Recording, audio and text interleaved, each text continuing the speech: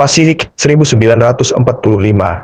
Dua bom atom dijatuhkan Perang berakhir, dan Amerika Serikat berdiri sebagai satu-satunya kekuatan yang keluar dari Perang Dunia Kedua dengan ekonomi ia lebih kuat dari sebelum perang dimulai. Sementara Eropa hancur, sementara Asia terbakar, sementara Uni Soviet kehilangan 27 juta nyawa, Amerika membangun senjata nuklir, menguasai lautan, dan mulai merancang tatanan dunia baru. Dan tatanan dunia baru itu membutuhkan satu halaman yang sangat spesifik. Tidak ada kekuatan lain yang boleh mendominasi Eurasia. Bukan Uni Soviet, bukan Jerman yang bangkit kembali, bukan Tiongkok, bukan siapapun, karena siapapun yang mengendalikan Eurasia, benua terbesar di planet ini, dengan populasi terbesar, sumber daya terbesar, dan pasar terbesar, secara otomatis memiliki leverage terhadap seluruh dunia, dan Amerika tidak membangun armada kapal induk terbesar dalam sejarah, tidak mempertahankan pangkalan militer di lebih dari 70 negara, tidak menghabiskan lebih dari 800 miliar dolar per tahun untuk pertahanan, hanya untuk membiarkan orang lain mengambil posisi itu.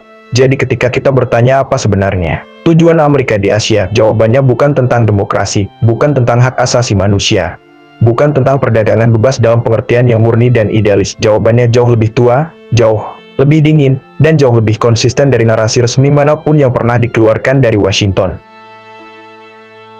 Mengapa Amerika Serikat mempertahankan lebih dari 80.000 tentara yang ditempatkan secara permanen di Asia Pasifik, di Jepang, di Korea Selatan, di Guam, dan di berbagai pangkalan yang tersebar dari Pasifik Barat hingga Samudra Hindia? Mengapa negara yang letaknya di seberang Samudra Pasifik begitu terlibat dalam setiap konflik, setiap krisis, dan setiap pergeseran kekuasaan di kawasan yang ribuan kilometer jauhnya dari pantai baratnya? Apakah keterlibatan Amerika di Asia adalah tentang membelah sekutu dan menyebarkan nilai-nilai demokrasi seperti yang selalu diklaimnya? Atau ada kalkulasi yang jauh lebih pragmatis dan jauh lebih kuno yang bekerja di balik semua retorika itu? Mengapa Amerika berperang di Korea, berperang di Vietnam, mengepung Tiongkok dengan rantai aliansi militer, membangun kehadiran militer di Asia Tenggara, dan tidak pernah benar-benar pergi? Dan yang paling relevan untuk dipahami hari ini, ketika ketegangan antara Amerika dan Tiongkok semakin mengeras setiap tahunnya, apakah yang sedang terjadi di Asia Pasifik adalah persaingan antara dua negara, atau ini adalah sesuatu yang jauh lebih struktural, jauh lebih dalam, dan jauh lebih sulit untuk diselesaikan dari sekadar perselisihan bilateral?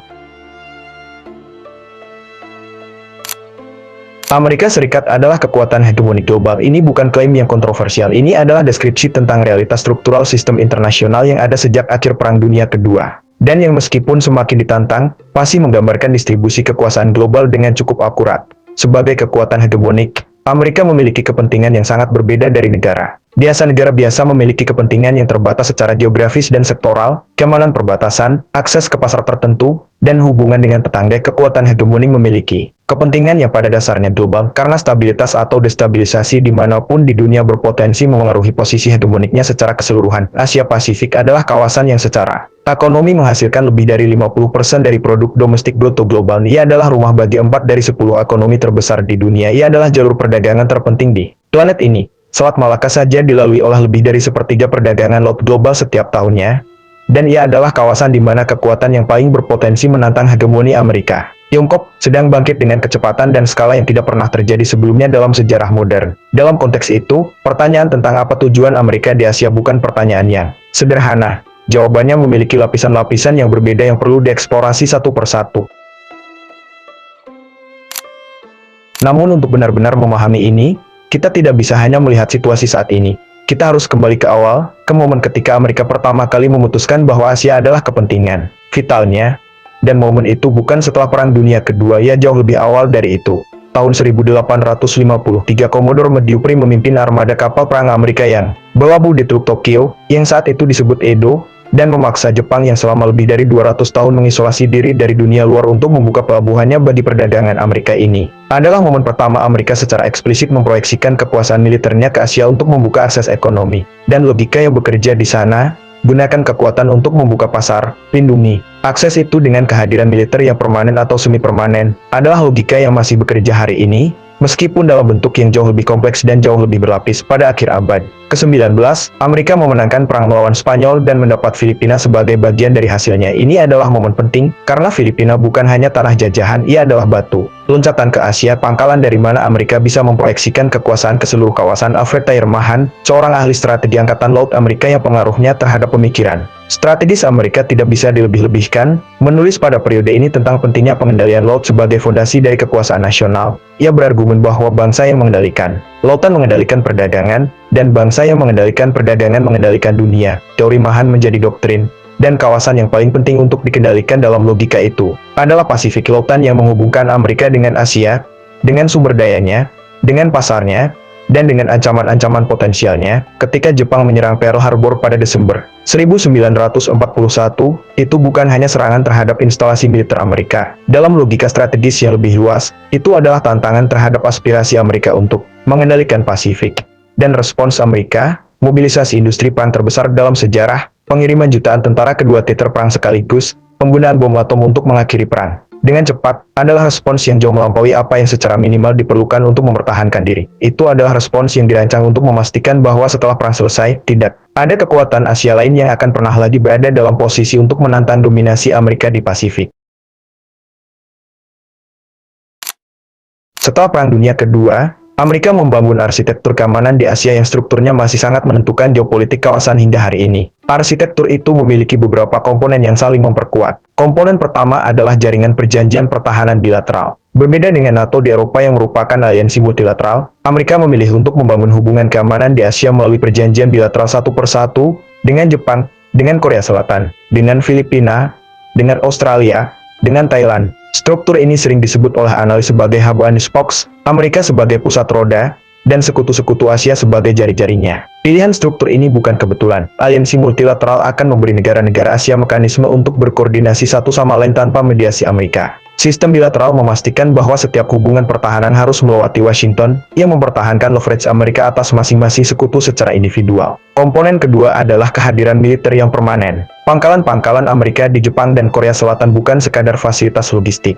Mereka adalah pernyataan geopolitik yang sangat jelas tentang siapa yang pada akhirnya menjamin keamanan di kawasan ini. Okinawa saja menampung lebih dari setengah dari seluruh tentara Amerika yang ditempatkan di Jepang, sebuah pulau kecil yang posisi geografisnya memberikan akses ke seluruh Asia Timur dalam radius yang sangat strategis. Komponen ketiga adalah pengendalian jalur laut. Armada ke-7 Amerika berpatroli di Pasifik Barat secara permanen. Ini memastikan bahwa jalur-jalur perdagangan yang paling kritis di dunia, Selat Malaka, Selat Taiwan, Laut Cina Selatan, tetap terbuka dan beroperasi di bawah kondisi yang Amerika definisikan sebagai kebebasan navigasi. Komponen keempat adalah kendali atas teknologi dan sistem keuangan. Dolar Amerika adalah mata uang cadangan global, yang berarti hampir semua perdagangan besar di Asia, termasuk perdagangan minyak yang sangat kritis, dilakukan dalam dolar. Ini memberi Amerika leverage ekonomi yang sangat besar yang tidak memerlukan satupun tentara untuk dioperasikan. Keempat komponen ini bekerja bersama untuk menciptakan apa yang ahli geopolitik Amerika, George Friedman, sebut sebagai perimeter pertahanan yang berada jauh di luar pantai Amerika sendiri. Amerika tidak perlu mempertahankan wilayahnya di pantai barat Amerika. Ia mempertahankannya di Pasifik Barat, ribuan kilometer lebih dekat ke daratan Asia.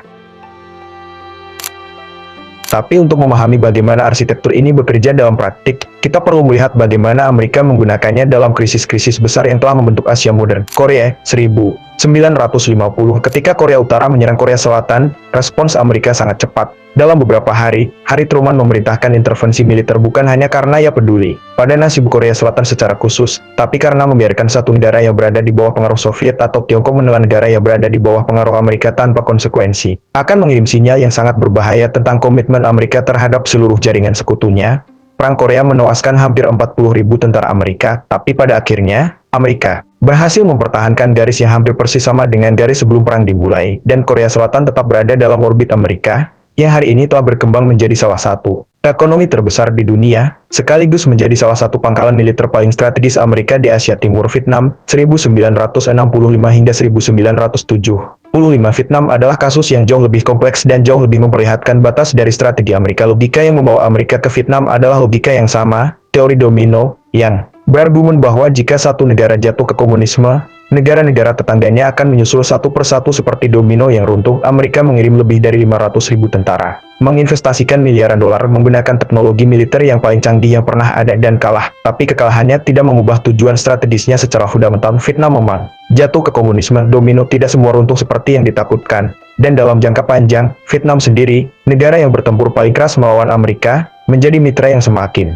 penting bagi Amerika dalam strategi pembendungan Tiongkok beberapa dekade kemudian. Ini adalah ironi geopolitik yang sangat instruktif. Musuh kemarin bisa menjadi mitra hari ini ketika kepentingan strategis yang lebih dalam selaras dan kepentingan strategis Vietnam mempertahankan kemerdekaannya dari Tiongkok yang jauh lebih besar dan jauh lebih dekat secara geografis, membuat hubungan dengan Amerika semakin menarik dari waktu ke waktu. Dan kemudian ada Taiwan, mungkin titik paling sensitif dan paling berbahaya dalam seluruh strategi Amerika di Asia. Amerika secara resmi mengakui kebijakan satu Tiongkok, yaitu bahwa hanya ada satu Tiongkok dan Taiwan adalah bagian dari Tiongkok. Tapi pada saat yang bersamaan, Amerika menjual senjata kepada Taiwan, memberikan jaminan keamanan yang ambigu tapi nyata, dan mengirim kapal perang melalui Selat Taiwan secara reguler sebagai demonstrasi komitmen. Ambiguitas ini bukan kegagalan kebijakan, ini adalah kebijakan yang disengaja. Dengan tidak secara eksplisit berkomitmen untuk membelah Taiwan dalam kondisi apapun, tapi juga tidak secara eksplisit mengatakan bahwa Amerika tidak akan membelah Taiwan, Washington menciptakan ketidakpastian yang memiliki efek penangkal terhadap serangan militer Tiongkok sambil menghindari provokasi yang terlalu eksplisit. Ini adalah permainan yang sangat berisiko tinggi, tapi ia telah bekerja selama lebih dari 7 dekade.